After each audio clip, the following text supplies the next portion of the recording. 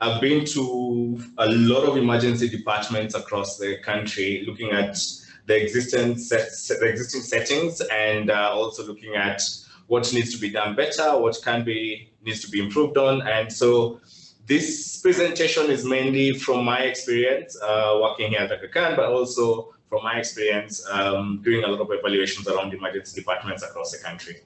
So just to kick off the presentation, we'll have a short video.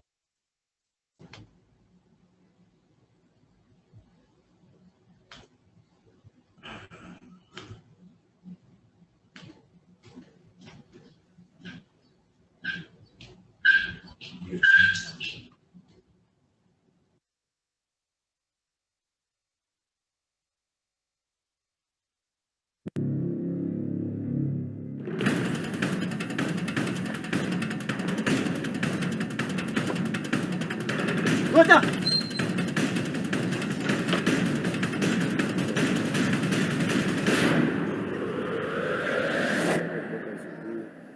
Sijapata mtu kunihudumia.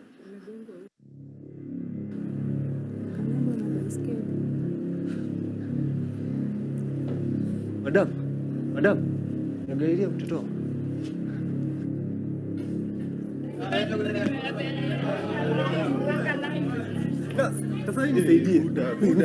Rudi kwa laini. Nimesema urudi kwa laini. Kama utaweza enda private. Lakini iko mbali sana. Na utanipisha pesa nyingi. Basi rudi kwa laini.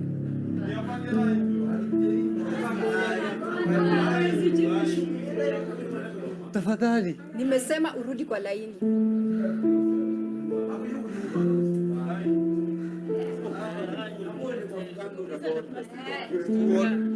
Kwa haraka, kwa juzi, enda private.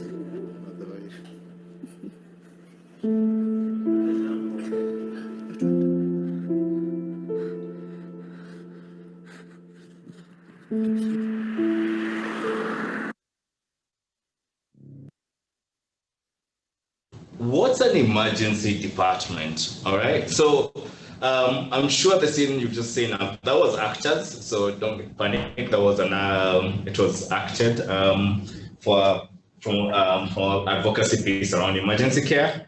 So an emergency department essentially is an area in the hospital that's responsible for the reception and provision of medical and surgical care to patients who are coming through who need immediate care.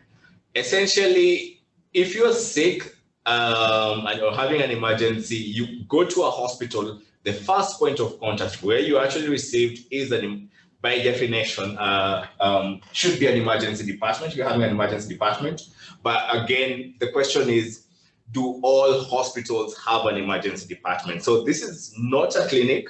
This is not an OPD center. The terminology of accident and emergency is an old terminology because we see more than accidents. Ideally, every facility that provides emergency care must have a dedicated emergency department. So as a starting point, there has to be that physical structure of this is an emergency department. All right. To the emergency department, or the ED. So it's a busy place with people of different ages and an incredible mix of injuries and illnesses. But the physical emergency department is actually interconnected with a much larger web of people and services right around the whole hospital and sometimes beyond.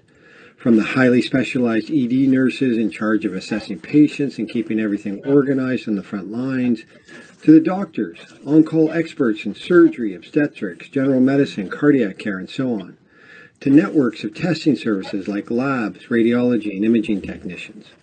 All these moving parts work in your favor if your problem is complicated or urgent, but it also means there are a lot of places where care may take more time and slow down, such as a lineup for the CT scan, and this can lead to waiting.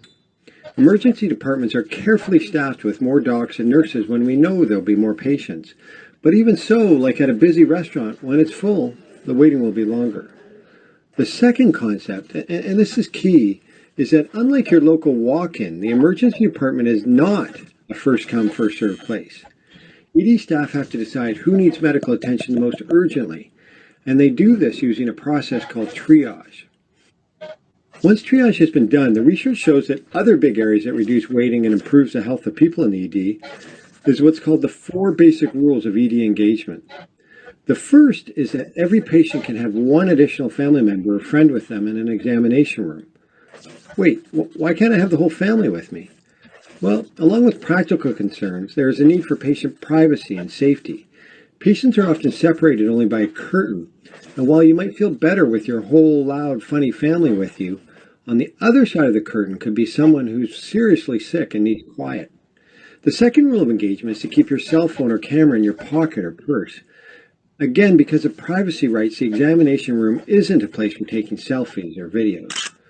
Rule number 3, the ED is a major area for communicable diseases. So by keeping it clean and sanitizing the germs off your hands, you protect all of us. Rule of engagement number 4 is about making the emergency department safe for all patients and healthcare staff. And that's why there's no tolerance for swearing or aggressive behavior, and why there may be security guards to help ensure everyone's safety and enforce this rule. It's hard when you're in pain or worried about a loved one to keep your cool, but it's better for all if we can try. The one part of the ED experience that doesn't get the attention it deserves, at least in my opinion, is the discharge. Research shows that the quality of the discharge, how the ED staff provide their final information and answer your final questions, is critical to a successful ED visit. Take a moment to ask yourself, do I understand the instructions? Do I know my next steps? Maybe monitoring for certain signs, red flags you need to watch for, getting a prescription, or making an appointment with your family doc or other follow-up. Written instructions are better, easier to remember. So maybe take some notes or ask for a summary to be written down for you. Lastly, when coming to the ED, please remember to bring the medications you're currently taking, the spelling of your family doctor's name and address, and make sure we have the correct address and contact number for you. So I hope this has helped make your wait in the emergency department easier, shorter, and better for your health. Thanks for watching and, waiting. Welcome to the emergency department. All right. Okay, so pretty much that video has taken through a quick walkthrough of an emergency department and all the components that go into providing emergency care through an emergency department. So what I'm going to do now is break it down in terms of the different components that need to be looked into when you're trying to set up your emergency department and you're trying to ensure that you have a fully functioning emergency department at your facility. So beyond what I initially mentioned is, number one, you must have a physical department that is appropriately labeled emergency department. It's not the OPD, it's not the casualty, it's an emergency department. So that's the first part of it. So you must have a physical structure. It can be 1 bed, 2 bed, or 23 beds, whatever number of size of unit it is, then you have to have that as clearly labeled and clearly designated in your facility. So that's the first part of it. And there are very many documents available about optimal ED design, but I can tell you for sure, an optimal ED design is where you have a lot of space that allows you to see all the patients simultaneously, but also still be able to provide patient privacy. So less walls, more curtains, more space around patients, and clear designated areas, entry, exit, and resuscitation areas. Okay, so that's a basic layout about how the emergency department should look like. Now, the next part of the emergency department that's key is leadership. I remember doing a survey of emergency departments across the country, and every time I went to a hospital, I asked, who is in charge of the emergency department? Okay, everyone drew a blank stare because for many years, the emergency department is that place where random doctors, random nurses work, and random clinical officers work, and they keep rotating periodically, and no one is really in charge because it's not really a department. It's like an entry point to the hospital where people kind of come through, but no one is very clear exactly who's coming in and who is in charge of everything. So the most important part of it, and this pretty much defines the rest of the emergency department, is leadership. There has to be someone in charge of the emergency department. And in some instances, you probably are looking at having more than one leader. It could be potentially you have a nurse leader, you have a doctor leader, or just have one leader that looks after both teams. then you may have other leaders to be designated for specific functions within the department, but clear leadership is the priority. So without great leadership of the emergency department, then your department will pretty much not work as effectively as it should be from the word go, and you'll end up with a lot of problems, because it is the leadership that then needs to look at all the other components that I'll be discussing about setting up the emergency department. There has to be someone who is guiding the process and who is invested in the proper functioning of this unit in the hospitals. It cannot be left to chance, which is what has happened many years. We just left the emergency department as just that place. Okay, so important is to have a leader who is then designated in charge looking after the emergency department. So with leadership, the other key thing to start considering, of course, is your staffing. Now, again, emergency department staff cannot be, what can I say, cannot be rotational staff, cannot be staff that's just picked at random. So we normally have this discussion and I ask, if you go to a hospital, where are your most sickest patients, okay? So the common answers I get is they're in ICU, HDU, okay? But then if you go down, the other place where you'll find all your sickest patients huddled together is the emergency department. Because anyone who is sitting around in your ICU, HDU started off in the emergency department, okay? So the team that handles this patient from the word go at the emergency department requires the same necessary knowledge, skills, and expertise to handle that critically ill patient who will end up in your ICUs, who will end up in your emergency theaters. So your staff cannot just be guest staff. And I asked the same question is, we never rotate ICU staff, okay? ICU staff, once they've been designated to the ICU, they never get rotated. They're just left in the ICU. Why? Because they're specialized looking after critically ill patients. So the same discussion goes for your emergency department staff. These are not rotational staff. These are staff that are permanently there, and beyond them being permanently based in the emergency department, the other thing that must be considered is, are they trained? Okay, are they trained in basic principles of triage, principles of adult medical emergency care, pediatric medical emergency care, obstetric emergency care, trauma care, because anything and everything comes through the emergency department, from a small child who's having a pneumonia, to a mother who's busy delivering, to old man who's just been hit by a border. So your team on the ground cannot be people who, yesterday they were working in maternity ward, and then today they're handling a trauma case, okay? So that it's just not, doesn't work that way, because the knowledge and skills required to handle emergencies is very specific and very specialized, and it's a capacity that needs to be built in your team. Of course, it would be nice to say you need to have an emergency physician, an emergency nurse, an emergency clinical officer, but the capacity does not exist in the country at the moment, and it's something that is being built upon with all the training programs that are coming up. But the team that's on the ground, there are multiple training programs that are available to upskill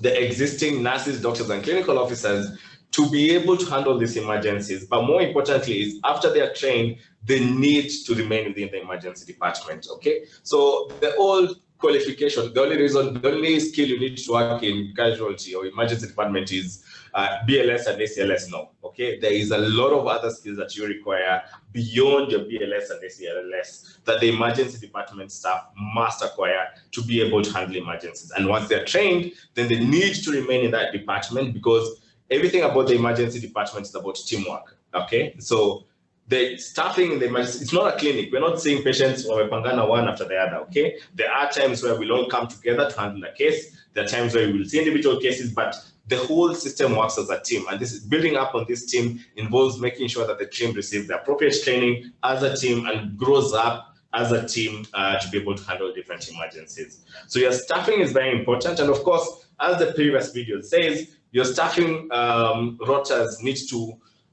be aligned with their patient flow, okay? So to avoid patients having to wait long periods of time, you need to manage your staffing based on your trends in patient flow. And that's why, as I said, there's need for leadership, there's need for people who are looking at some of these metrics, because you cannot have 10 staff showing up in the morning when only 2 patients show up in the morning. Yet in the afternoon, you have 100 patients showing up and only 2 staff. So the first part of this in terms of your staffing is being able to trend the patient flow across the day and night.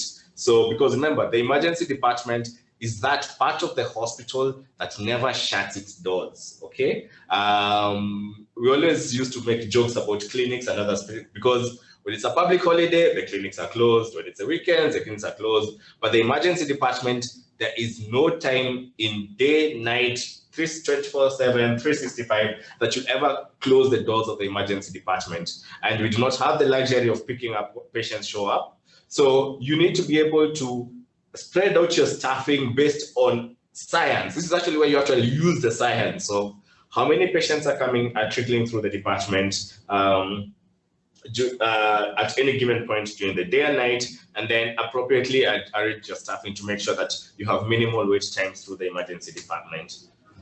So the second part of it, of course, is beyond staffing is then triage, okay? And the quick video that discusses what triage is.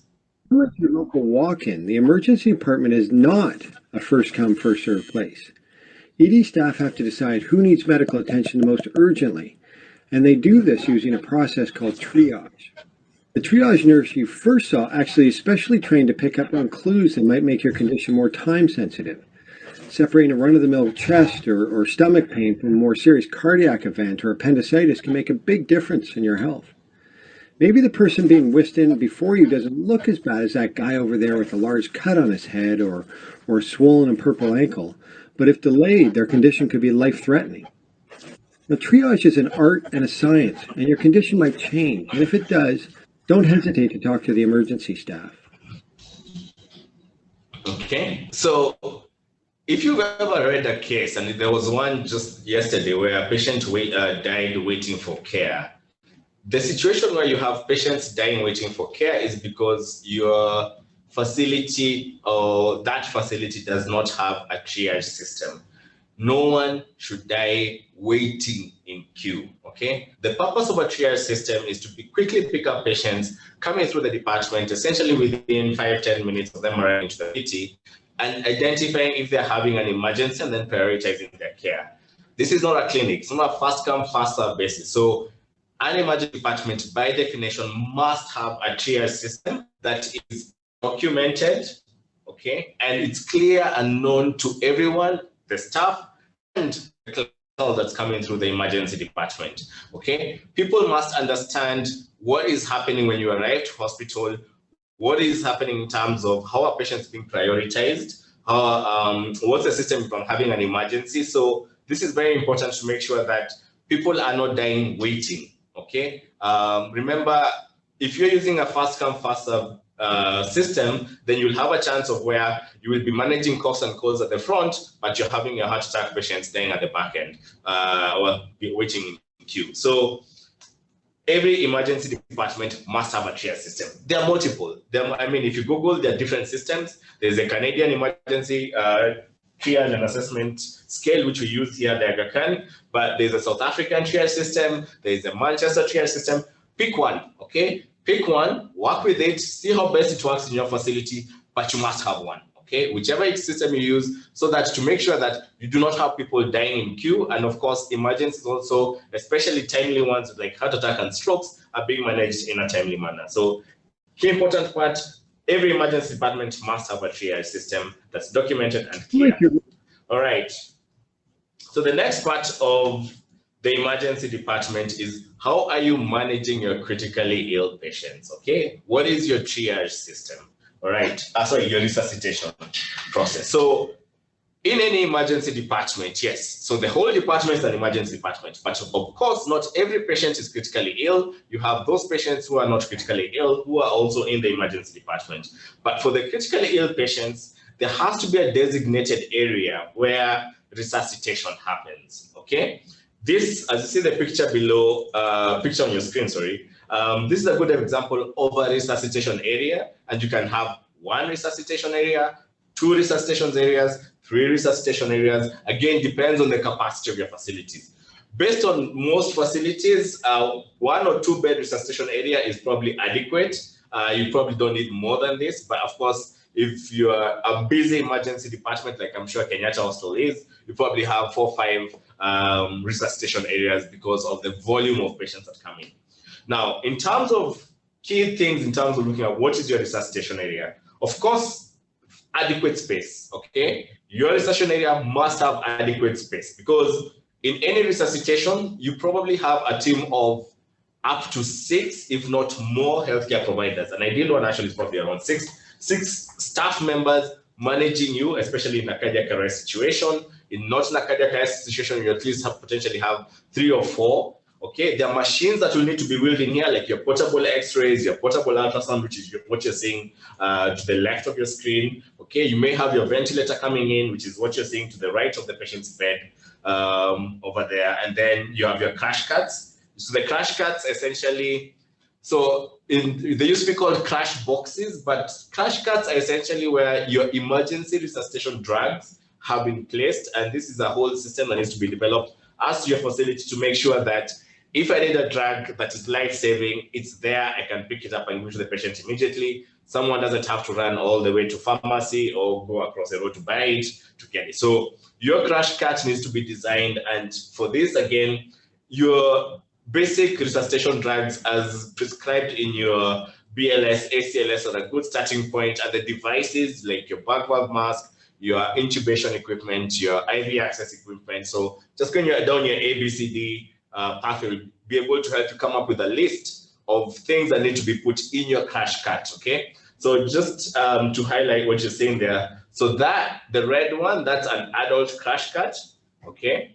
This is one nice fancy system. That one with color codes is the pediatric crash cart, okay? That is color coded based on the patient's weight, okay? Again, I see my friend Irungu is joined in. Hi, Irungu. Yes, so your crash carts, again, you can get fancy and buy these commercial ones, but the important part is not the crash cart. It's the availability of the resources in the crash cart. So you can get a plastic box and make it your crash cart, or you can go buy fancy. So a lot of people will get tied down into, oh, I need to go buy some big fancy cart. You can even have a box. The key thing is it has to be there. It has to be well stocked. Always well stocked, regularly checked to make sure that the stocks and supplies in that box are not disappearing and are always available, and to make sure that when that patient needs those resources in that box, then those are available, okay?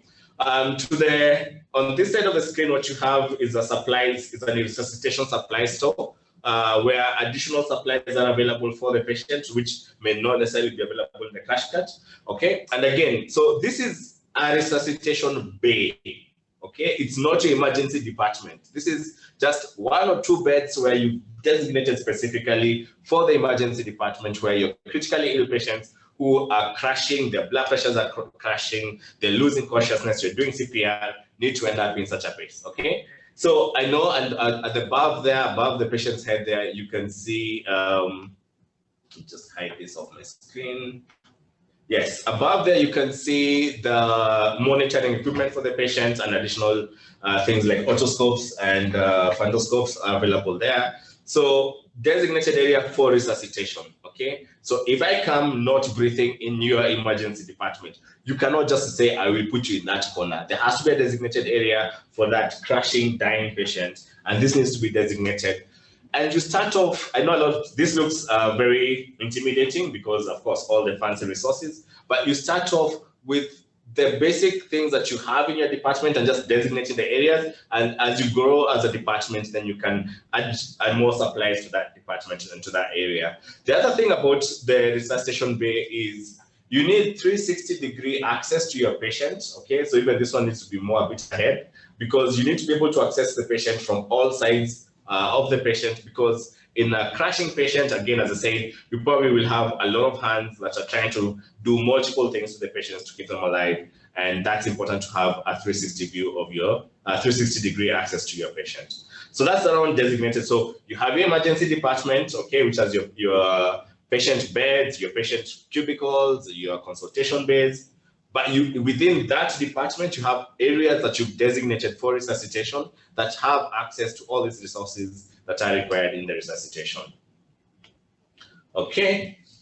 Now, the other important part is this emergency care is fast, and emergency care is rapidly changing, quick decision making, where if you're not able to make these decisions in a timely manner, there is a probability your patient may die or may suffer permanent disability or protracted hospital stay. You must have treatment guidelines, okay? There's a reason, for example, I'm sure for those who've gone through BLS, ACLS, there's a reason some of these associations go through a very lengthy process to come up with these algorithms to make sure that they are able to guide resuscitation. Because if I'm having a patient who I need to resuscitate, sometimes in the adrenaline and the heat of things, we may not always remember things. And remember, you could be doing a resuscitation on this patient right now, and the next patient you're seeing is telling you how, oh, they hit their foot yesterday, and then 2 seconds later you're being told that child needs to be intubated. So because of the dynamic nature of the patient flow through the emergency department and the dynamic nature,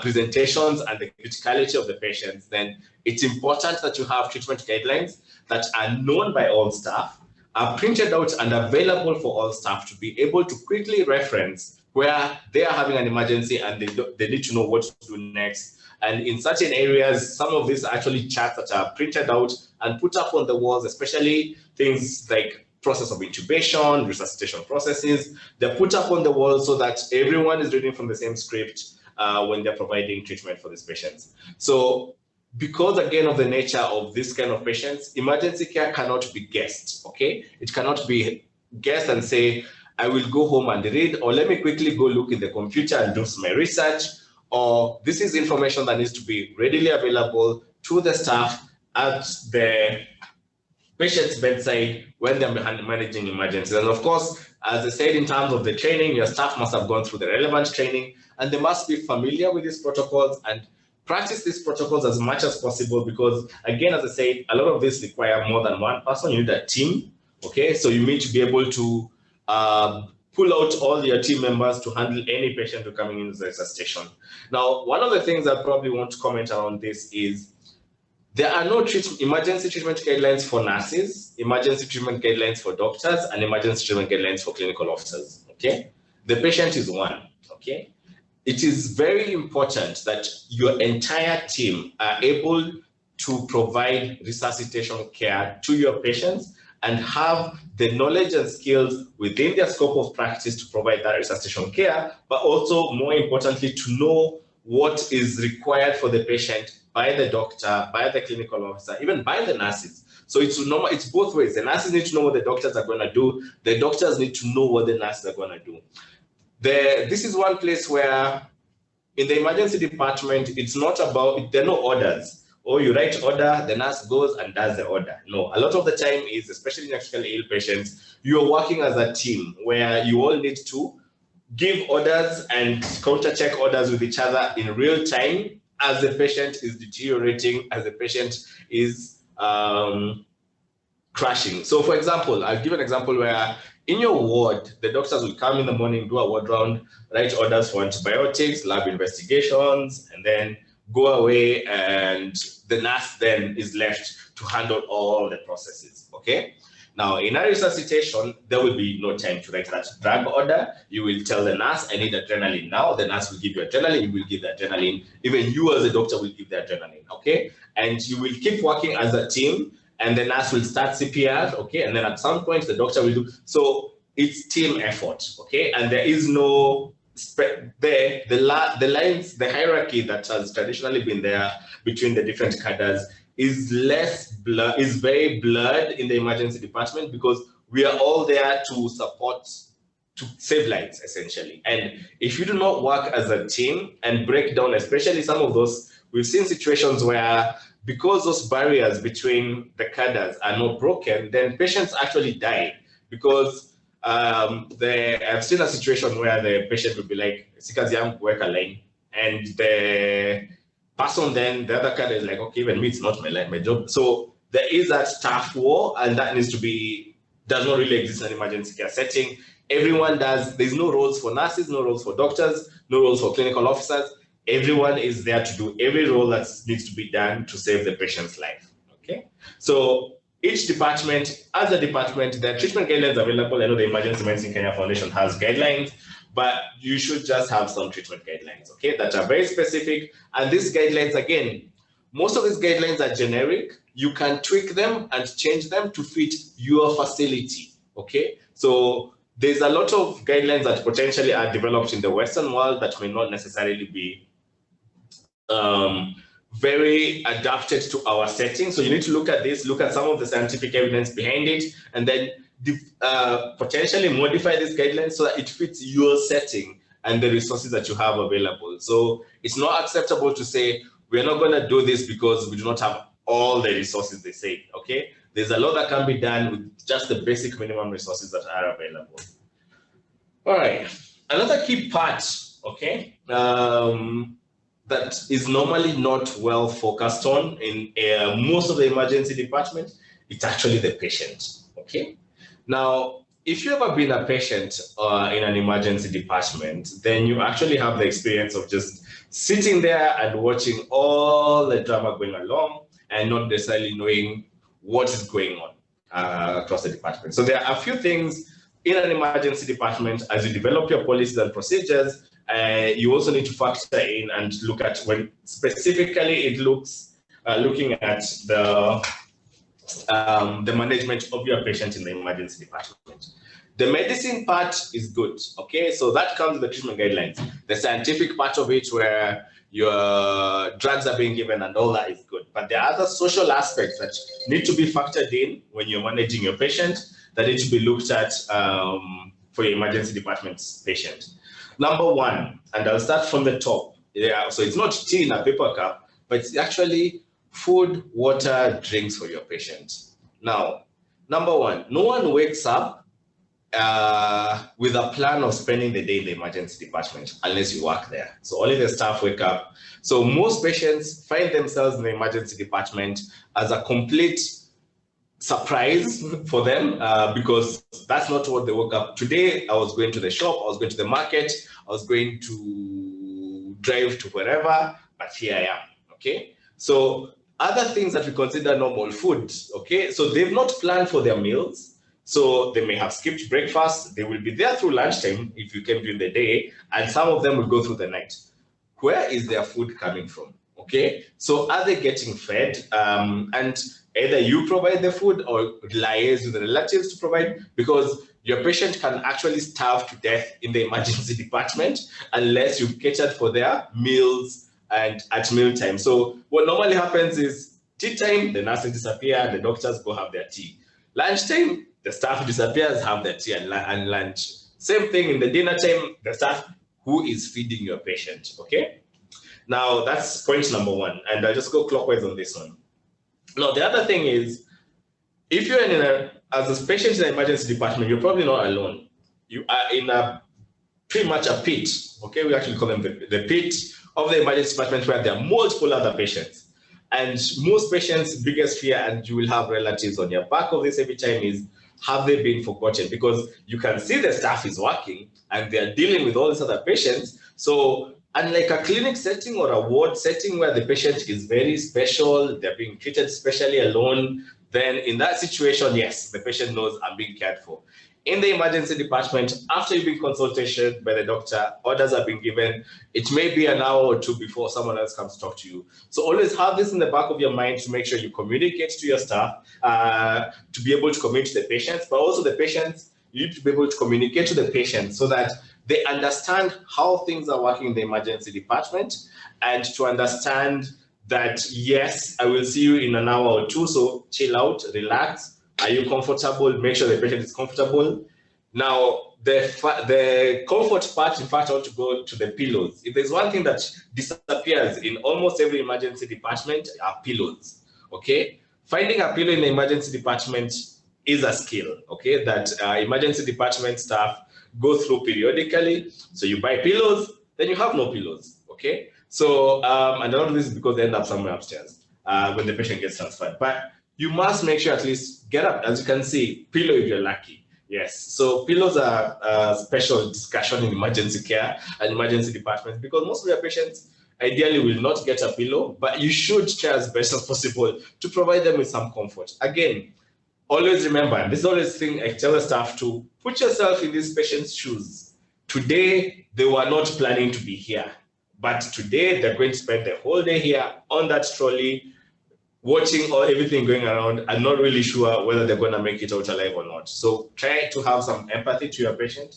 Of course, again, things like hygiene. Most of the time, your patient will not be lasting long enough in your department that they need to be having shower changes and stuff. But as you can imagine, the patient may want to go to the bathroom and they have to go to a public bathroom because the emergency department bathroom is public. They may skip a shower or two for someone who may have been showered. So because they came in when they were supposed to be going to shower, then they had a collapse and they're here now, so they're still dirty. Or even worse is they were in an accident and it's rainy, so they're all dirty. So again, some of these things to consider. Most of the patients, again, if you're coming to the emergency department with a change of clothes, I don't think you should be in the emergency department. You should probably be heading up to the wards. Okay, so again, so they may not have a change of clothes, so you may want to give them your hospital gowns and make sure that's changed. As I said, patient is not sure what's going on, and a lot of beyond their concern about their own health, they're also concerned that they're not being looked after. They're also concerned that they've been forgotten. They're also concerned that they will die. So again, it's known. Emergency department, if you are running a good one, people come and sometimes people die, okay, because of the acuity of their illness. So these fears, as much as for us, the emergency department may be something that we may not be that we're familiar with and are able to adjust appropriately. Your patient who's there for the first time may not, okay? Privacy. Okay, so the other part of it, always think the privacy of the patient, and many times you find the patient is not covered and they're not covered, and because we had to do a proper assessment of the patient, we've removed all the clothes, and now you have a patient lying there on the bed uncovered, okay? So always worry about your patient's privacy, and if possible, your patient should be covered up, and if they're in a place, in a cubicle, then, and there's no need to have, ideally, we normally will keep the curtains open so that we can see all patients simultaneously, but in some instances you may need to provide some level of privacy for your patient. So always think about the privacy of your patient, especially in terms of covering them. We're getting into July, do they have a blanket? Because I've seen patients who just freeze to death. Well, no, they didn't freeze to death, but you can imagine lying on a trolley with no blanket in the middle of July right now. Most of you are probably covering up because of the cold, but this patient is there with your hospital gown, which is just a piece of shit at best, and exposed to the environmental factors. So always consider your patient's comfort from that perspective. Now, risk of fall, okay, again, this is something that you need to really focus on. We have so many patients who've fallen off the bed, okay, in the emergency department, okay, and it's not their fault that they fell off the bed. Number one, of course, this is a new bed. This is not their bed at home. It's probably a bit higher off the ground than your normal bed. Number two, the level of consciousness may not be able, they may not be able to provide, to be able to be conscious enough to understand the situation. So patient safety in terms of having beds with bed rails, okay, that are adjustable so that can come up and go down is very important for the emergency department.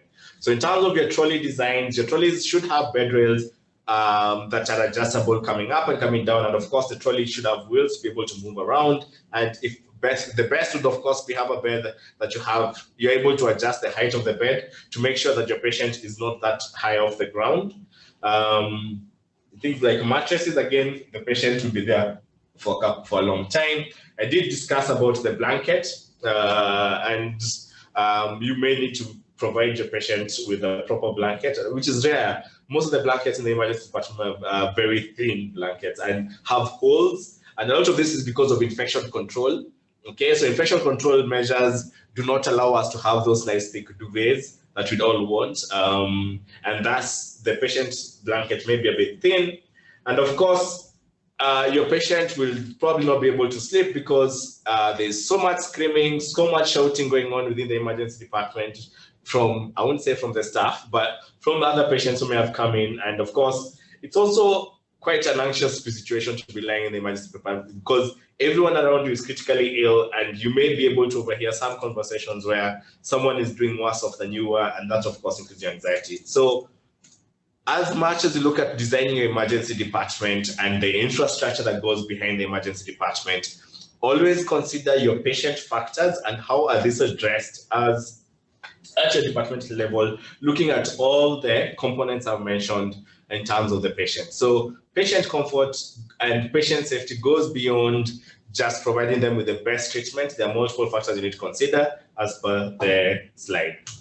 All right, the other part of the emergency department, you need, within the emergency department, you need to have a supply store where your emergency department staff can quickly access supplies. So this is not, yes, in the wards and many other areas, we normally have a whole process of requisition from your supplies department, but there are emergency supplies that are required to be readily available in the emergency department, because even in a situation, sometimes you could have a mass casualty situation where you have multiple patients showing up at the same time. So whatever resources you have may not be adequate for that group. So you need to have access to storage area that has all your supplies in that you may need, and drugs that you may need within the emergency department. Remember, emergencies do not are time sensitive, so you do not have time to start all the other bureaucratic processes to access some of these supplies. I was having a discussion where someone was saying, oh, we can't get blood because, and this will happen a lot in your emergency department, and you need to be able to create your policies and processes for this. You'll be told, oh, you need to do A, B, C, D to access blood. Now, this blood is required now because the ectopic pregnancy on this side is bleeding in the emergency department. So some of those bureaucratic processes, you need to be able to put in the processes that bypass some of these things to ensure that those supplies are readily available in an emergency situation. Your patient will not wait for you to fill the paperwork. They will die. Okay, so look at the situations where this is required. Look at the situations where emergency drug supplies and resources are required, and put in processes that bypass, where necessary and where required, your bureaucratic processes. Again, part of the emergency department is access to your support services. So these systems need to be built. The emergency department is not an isolated department. It's a department that is heavily dependent on everyone else doing their job appropriately, because you need your lab services to be able to provide your lab test results as quickly as possible for you to make that decision whether I'm admitting this patient or I'm discharging this patient. You need your imaging services to be able to quickly prioritize your patient who has a stroke, who you want to potentially thrombolize. So you need them to skip the queue, to go to the front of the queue, get their CT scan, and get back to the emergency department in time for you to treat them. Okay, things like so lab and radiology and pharmacy. So there are some drugs you quickly, either they should be supplied in the emergency department or you can access them in a speedy manner from the pharmacy, because this remember, the emergency department is not a ward.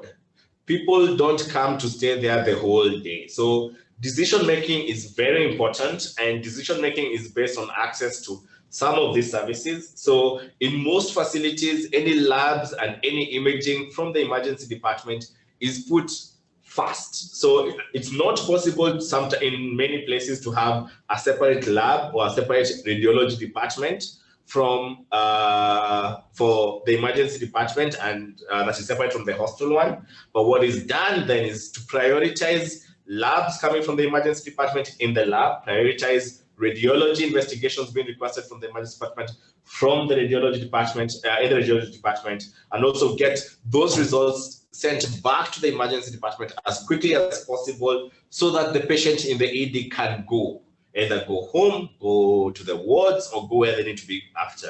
So beyond just looking at your specialized ED nurses, specialized ED doctors, and clinical officers and support staff within the emergency department, you need to be able to build processes to support the emergency department to ensure that the emergency department is functioning optimally and getting patients out of that department as soon as possible. Because remember, like I said, the emergency department doesn't shut its doors. So if your patients are not leaving, essentially what you're doing is filling up your department with patients who are not going anywhere.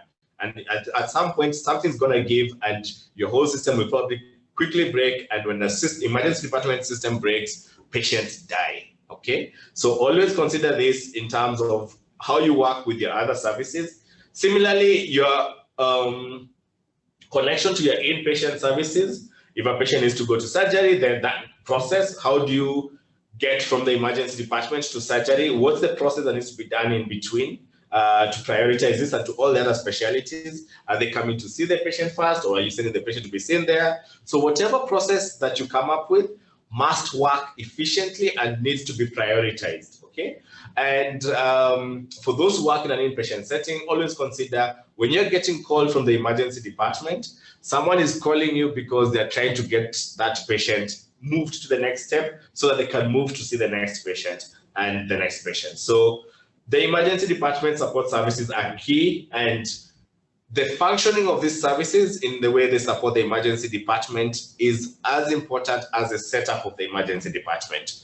You may have a perfectly good and beautiful emergency department, but if your support services are not working, then your emergency department services will be less than optimal, and you will not be able to achieve the outcomes that you desire in terms of saving lives from the emergency department.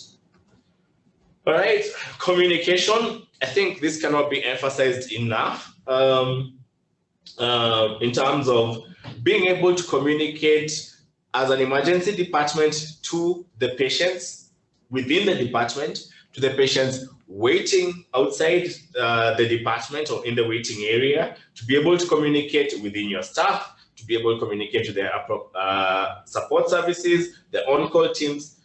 Proper communication channels are key to the functioning of an emergency department. Remember, this is a small hub in the middle of a bigger network, and the more information patients have, whether they're waiting or within the department, the more comfortable they will be in this strange environment and the less problems you'll have. So big signages that explain your processes are important to have.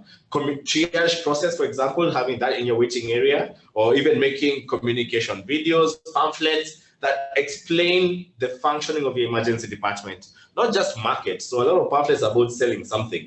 You should have communication materials that explain what is going on so that your patients are more comfortable and are more aware of the processes, so that they understand that they are within our process and this is where they are in the process, and this is potentially what they're waiting for. This is the next step in their process. And similarly, if you are doctors and nurses working and clinical officers working in the emergency department, this communication needs to be transferred to the patient.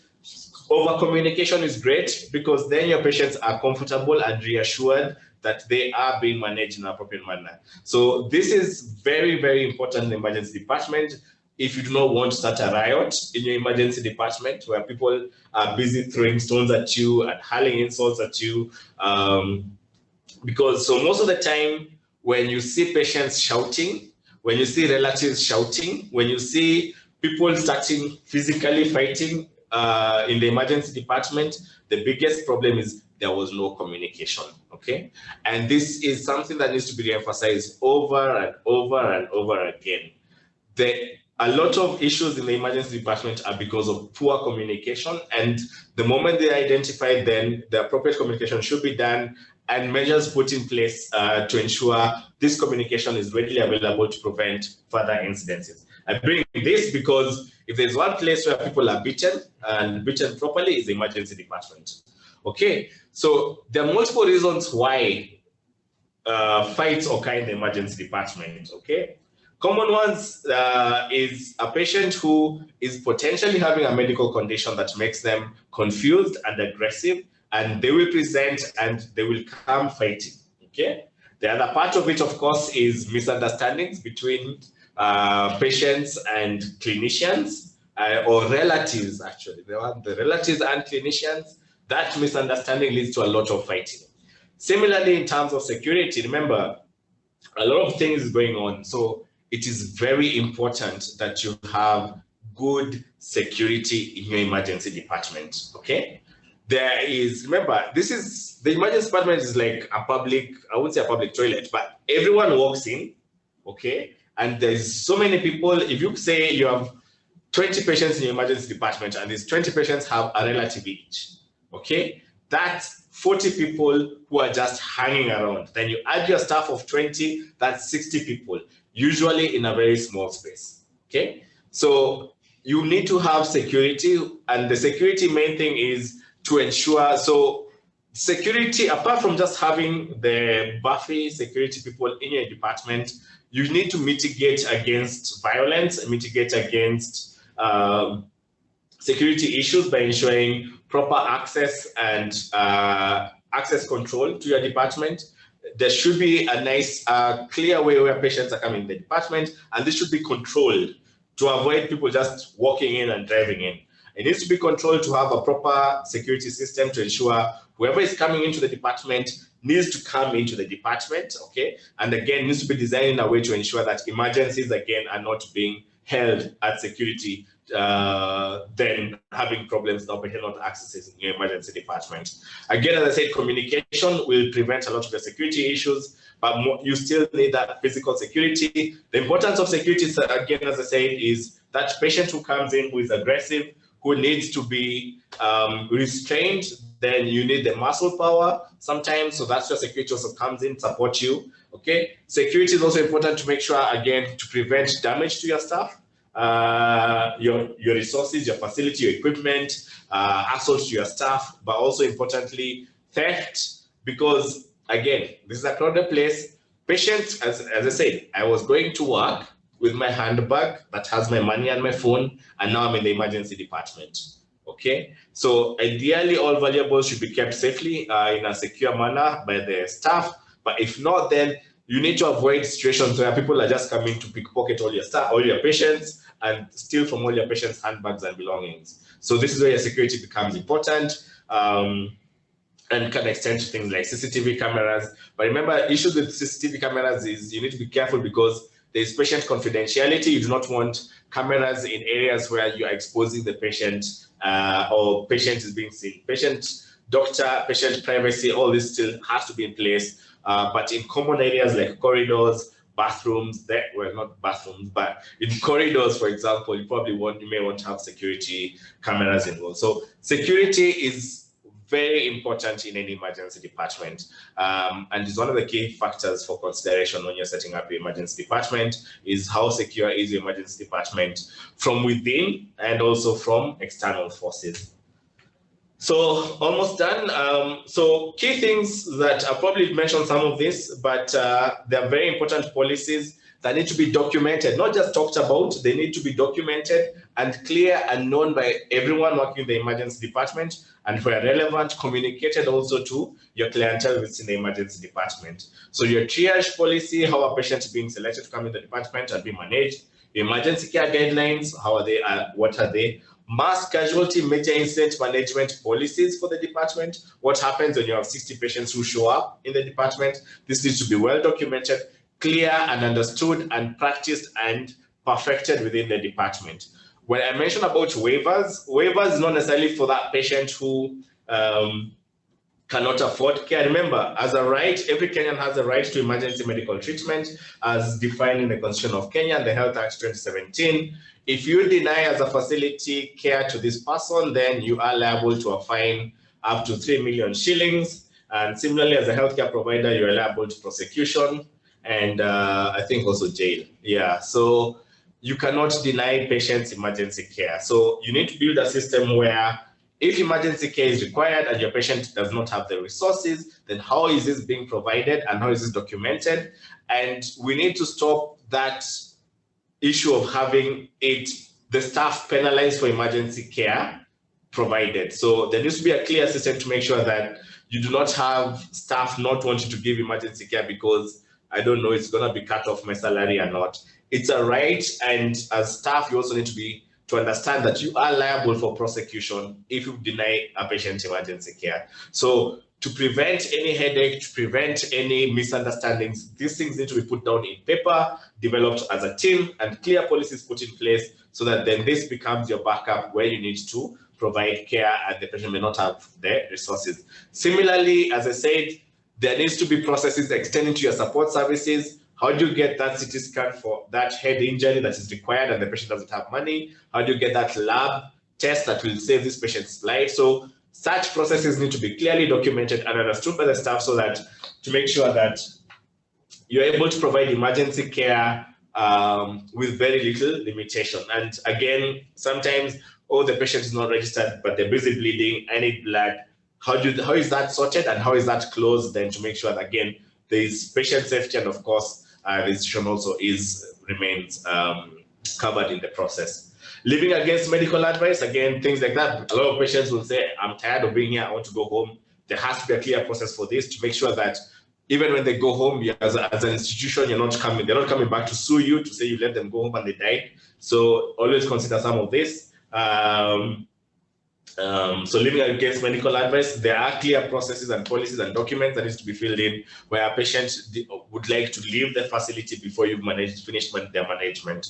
This has to be documented clearly and the policies put in place. Similarly, patients who are brought in dead, these are actually medical legal cases, and there are a lot of medical legal issues in the emergency department. That's a talk for a whole other day. But again, some of these legal issues the policy need to be in place. How do you manage your patients from a gender-based violence gender-based violence victims? How do you manage that patient who's brought in by the police or even a criminal who comes to get emergency care? Patients who are brought in dead. So your medical legal issues, the emergency department has tons of them, and you need to have clear policies and documents that look into this. And this needs to be communicated and understood by the staff working in the emergency department. So just to summarize, the emergency department is about teamwork. There's need for great leadership. There's need for teamwork as a department. Key thing is you need to look at your staffing to make sure that your staff is trained and appropriate to handle emergencies.